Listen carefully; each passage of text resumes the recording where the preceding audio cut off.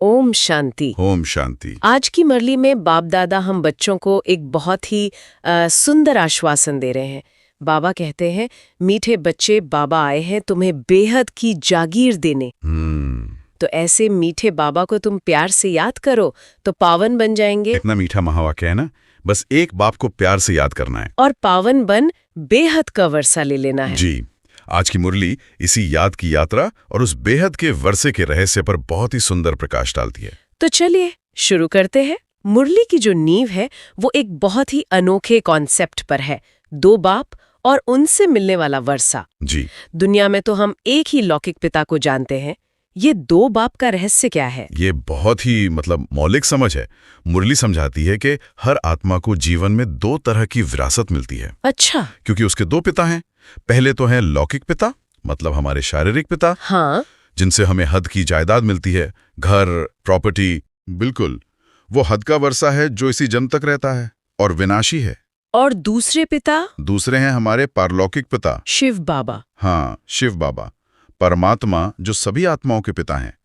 उनसे हमें बेहद का वर्षा मिलता है। बेहद का वर्षा मतलब सुख, शांति, पवित्रता। जी, जो अविनाशी है, सिर्फ एक जन्म के लिए नहीं बल्कि पूरे कल्प के लिए मिलता है। तो एक है हद की जागीर और दूसरी बेहद की बादशाही। लेकिन मुरली में एक और पिता का भी जिक्र आता है, अलौकिक पिता ब्रह्मा। तो यहाँ थोड़ा कंफ्यूजन हो सकता है कि वर्षा आखिर मिल किससे रहा है। ये बहुत अच्छा सवाल है और मुरली इसे बिल्कुल साफ करती है। देखिए, अलौकिक पिता यानी ब्रह्मा बाबा वो वर्षा देने वाले नहीं हैं। अच्छा। बल्कि वो भी हम बच्चों की तरह ही परलौकिक पिता शिव से वर्षा ले रहे हैं। तो वो भी एक स्टूडेंट है? बिल्कुल। शिव बाबा जो रचयिता हैं, वो ब्रह्मा के तन का आधार लेकर ये ज्ञान सुनाते हैं। तो ब्रह्मा एक माध्यम है। वर्षा हमेशा रचता से मिलता है, रचना से नहीं। इसीलिए मुरली का सार है मामेकम याद करो, मतलब एक मुझ शिव को ही याद करो। जी। तो ये स्पष्ट हुआ। अब एक और बड़े विचार पर आते हैं जो मुरली में है, अनादि बना बनाया ड्रामा।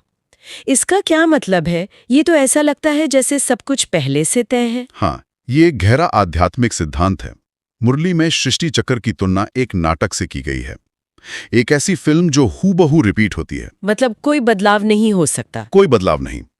जैसे फिल्म की रील में हर सीन, हर डायलॉग पहले से रिकॉर्डेड होता है ना। हाँ। बस वैसे ही इस दुनिया का हर पल इस ड्रामा में निश्चित है। जो हो चुका है वही भविष्य में फिर से होगा। तो फिर यहाँ एक सवाल उठता है, अगर सब कुछ पहले से तय है तो फिर पुरुषार्थ या मेहनत की बात क्यों की जाती है? मुरली में तो मेहनत पर बहुत जोर है। देखिए, यही इस ज्ञान का सबसे दिलचस्प पहलू है। मुरली के अनुसार पुरुषार्थ बाहरी घटनाओं को बदलने के लिए नहीं करना है, क्योंकि वो तो ड्रामा अनुसार निश्चित है। जी। पुरुषार्थ करना है अपनी आंतरिक स्थिति को बदलने का। मेहनत इस बात की है कि हम घटनाओं को देखते हुए अपनी चेतना को, अपनी स्टेज को कैसे बनाए रखते हैं। अच्छा, मतलब हम देहाभिमान में आते हैं या देही अभिमानी स्थिति में साक्षी होकर देखते हैं? बिल्कुल। ड्रामा फिक्स्ड है, लेकिन उस ड्रामा को अनुभव करने की हमारी अवस्था हमारे हाथ में है। मेहनत इसी अवस्था को ऊंचा बनाने की है। वाह, ये तो बहुत स्पष्ट हुआ। तो मेहनत अपनी सोच को बदलने की है, दुनिया को नहीं। जी। तो फिर इस स्थिति को बदलने का तरीका क्या है? मुरली में इसे याद की यात्रा कहा गया है। ये सुनने में ही कितना सुंदर लगता है। ये कैसी यात्रा है? ये कोई शारीरिक तीर्थ यात्रा नहीं है। ये मन और बुद्धि की यात्रा है। याद की यात्रा का मतलब है अपने मन को इस देह और देह की दुनिया के संबंधों से हटाकर अपने असली स्वरूप में टिकना। कि मैं एक आत्मा हूँ। हाँ, मैं एक आत्मा हूँ। और फिर अपने पारलौकिक पिता पतित पावन परमात्मा को याद करना। मुरली कहती है, जैसे पारस के संग से लोहा सोना बन जाता है, वैसे ही आत्मा जब परमात्मा की याद में रहती है तो वो पावन बन जाती है। पर मुरली में ये भी आता है कि ये पढ़ाई बहुत सहज है, लेकिन फिर माया का ऑपोजिशन भी होता है। ये माया क्या है? देखिए, माया कोई बाहरी शक्ति नहीं है। मुरली के अनुसार माया का सीधा साधा अर्थ है देह अभिमान। मैं ये शरीर हूँ। हाँ, मैं ये शरीर हूँ, ये मेरे हैं, ये मेरा है, यही भ्रम माया है। और ये हमारी जन्म जन्मांतर की आदत है। तो जब हम आत्मा समझने का पुरुषार्थ करते हैं तो ये पुरानी आदतें खींचती हैं? बिल्कुल। इसी को माया का विघ्न या ऑपोजिशन कहा गया है। इसलिए मुरली कहती है कि मेहनत इसी बात में है कि देह के सब संबंध छोड़ अपने को अशरीरी आत्मा समझना है। तो ये एक तरह से अपनी पुरानी आदतों से लड़ाई है। जी, एक आंतरिक संघर्ष है। अच्छा, तो अगर कोई इस याद की यात्रा पर चलता है तो क्या इसका असर सिर्फ उस व्यक्ति तक ही रहता है या इसका कोई बड़ा उद्देश्य भी है? जैसे मुरली में ईश्वरीय सेवा की भी बात आती है। बिल्कुल, ये यात्रा सिर्फ व्यक्तिगत शांति के लिए नहीं है। इसका एक बहुत बड़ा उद्देश्य है ईश्वरीय सेवा। मतलब जो ज्ञान और शांति हमें बाप से मिल रही है उसे दूसरों तक भी पहुंचाना, सबको बाप का परिचय देना। हाँ, ताकि वे भी अपने बेहद के वर्षे के अधिकारी बन सकें। मुरली में जो चित्र है ना, जैसे लक्ष्मी नारायण का या सृष्टि चक्र का, जी, वो भक्ति के लिए नहीं है, वो इस ज्ञान को समझने के लिए टीचिंग एड्स हैं। तो सेवा का अर्थ है दूसरों को भी ये रास्ता दिखाना। मुरली में आने वाले समय की कुछ निशानियों का भी जिक्र है, जैसे विनाश का समय आएगा, साक्षात्कार होंगे। इन बातों का क्या महत्व है? इसका उद्देश्य कराना बिल्कुल नहीं है, बल्कि तैयार करना है। बिल्कुल, मुरली के अनुसार ये पुरानी पतित दुनिया समाप्त होनी है और एक नई पावन दुनिया की स्थापना होनी है। इस परिवर्तन के समय को ही विनाश कहा गया है।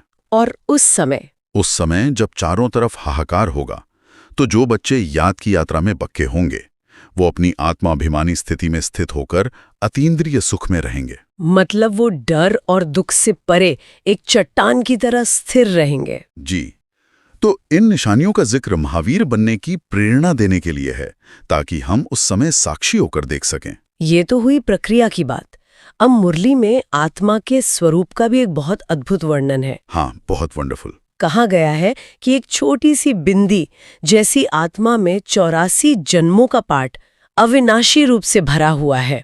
ये तो मतलब कमाल की बात है। ये सचमुच एक वंडरफुल बात है। विज्ञान भी इस रहस्य को अभी तक नहीं समझ पाया है। मुरली समझाती है कि आत्मा एक अविनाशी चेतन ऊर्जा का सितारा है, और उस छोटी सी आत्मा में उस छोटी सी आत्मा में उसके पूरे 84 जन्मों का रिकॉर्ड भरा हुआ है, जो कभी मिट नहीं सकता। और एक और बात जो बहुत महत्वपूर्ण है कि आत्मा न मेल होती है न फीमेल। जी, आत्मा का कोई जेंडर नहीं है। जब वो शरीर धारण करती है तब उसे पुरुष या स्त्री कहा जाता है।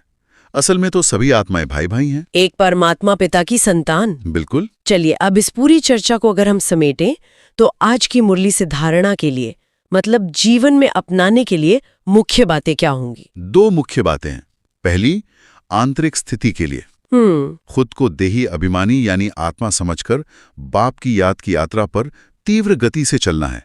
इसी से आत्मा पावन बनेगी और विष्णु की माला में पिरोई जाएगी। और दूसरी बात बाहरी कर्म से जुड़ी है। बाप का परिचय देकर बहुतों को अपने समान बनाने की सेवा करनी है। अच्छा। और इस दुनिया में रहते हुए ऐसे रहना है जैसे हम वनवास में हैं, और अंत समय के दृश्यों को देखने के लिए महावीर बनना है। आज का वरदान भी इसी से जुड़ा हुआ है ना? जी। बंधनों के पिंजरे को तोड़कर जीवन मुक्त स्थिति का अनुभव करने वाले सच्चे ट्रस्टी भव। ये ट्रस्टी का विचार ही बहुत शक्तिशाली है। हाँ, बाबा कहते हैं कि किसी भी तरह का मेरापन एक पिंजरा है। मेरा शरीर, मेरे संबंध, मेरी बुद्धि, यहां तक कि मन का बंधन भी एक पिंजरा है। सच्चे ट्रस्टी का अर्थ है सब कुछ बाप का है, मैं सिर्फ एक संभालने वाला हूं। और जब ये मेरापन समाप्त हो जाता है तो सारे बंधन टूट जाते हैं और आत्मा जीवन में ही मुक्ति का अनुभव करती है। और आज का स्लोगन तो आज की भागदौड़ भरी जिंदगी के लिए बहुत ही प्रैक्टिकल है। संकल्पों को बचाओ तो समय, बोल सब स्वतः बच जाएंगे। बहुत प्रैक्टिकल। हमारी सारी ऊर्जा का स्रोत हमारे संकल्प ही तो हैं। सही बात है। अगर हम व्यर्थ संकल्पों को ही रोक दें तो हमारी मानसिक ऊर्जा बचेगी, हमारा समय बचेगा और हमारे बोल भी स्वतः ही संयमित और शक्तिशाली हो जाएंगे। सचमुच आज की मुरली ने बेहद की जागीर का जो नक्शा दिया है वो बहुत ही स्पष्ट और गहरा है। अंत में बस एक बात सोचने पर मजबूर करती है। जी। मुरली ये विचार देती है कि एक सूक्ष्म आत्मा में 84 जन्मों की पूरी कहानी पहले से दर्ज है। अगर हम अपने जीवन को बस एक सीधी रेखा में चलने वाली घटना के बजाय एक विशाल दोहराई जाने वाली ब्रह्मांडीय भूमिका के रूप में देखें तो हमारे रोजमर्रा के सुख दुख, सफलता के मायने ही बदल सकते हैं, है ना? बिल्कुल। अब सुनते हैं बाप दादा का मधुर याद प्यार। मीठे मीठे से गेल दे बच्चों प्रति माता पिता बाप दादा का याद प्यार और गुड मॉर्निंग। रूहानी बाप की रूहानी बच्चों को नमस्ते। रूहानी मात पिता बाप दादा को याद प्यार गुड मॉर्निंग और नमस्ते। ओम शांति। ओम शांति।